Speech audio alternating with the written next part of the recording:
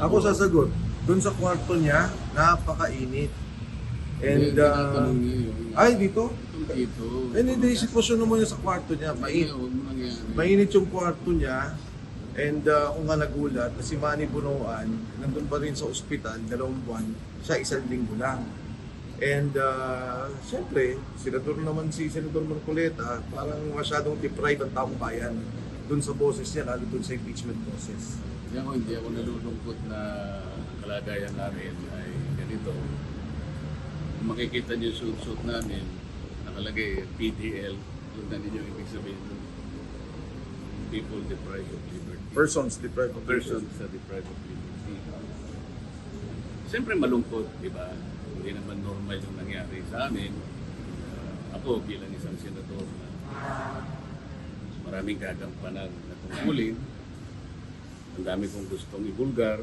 Alam niyo naman na ayokong iwanan yung blood control scandal at meron pang impeachment trial na nagaganap. So hindi niyo maaalis sa akin na maisip ko talaga na itong nangyari sa akin lalo na was politically motivated.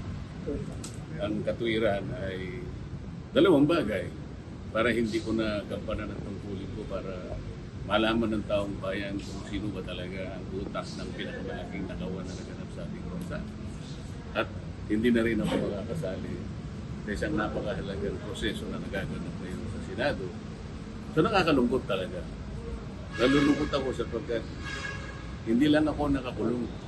Ang nakakulong dito ang taong bayan. Ano nakakulong dito? Yung kanilang hinahanap ng katotohanan hanggang ngayon ay hindi naibibigay sa kanila. Hanggang ngayon nakakubli ang lahat ng mga taong may kagagawa nito. Pero katwid, ang tao parang nakakulong din. Parang kami ngayon na nagsisimbolize yung kondisyon ng mga taong nakakulong ngayon. Malaya dapat silang nakakilos, makakaalam ano ang katotohanan sa likod ng pinakamalaking pandarambong sa kasaysayan ng ating republika. Yun ang simbolo, yun ang sinisimbolo kung bakit kami nakaibig, nakapihit.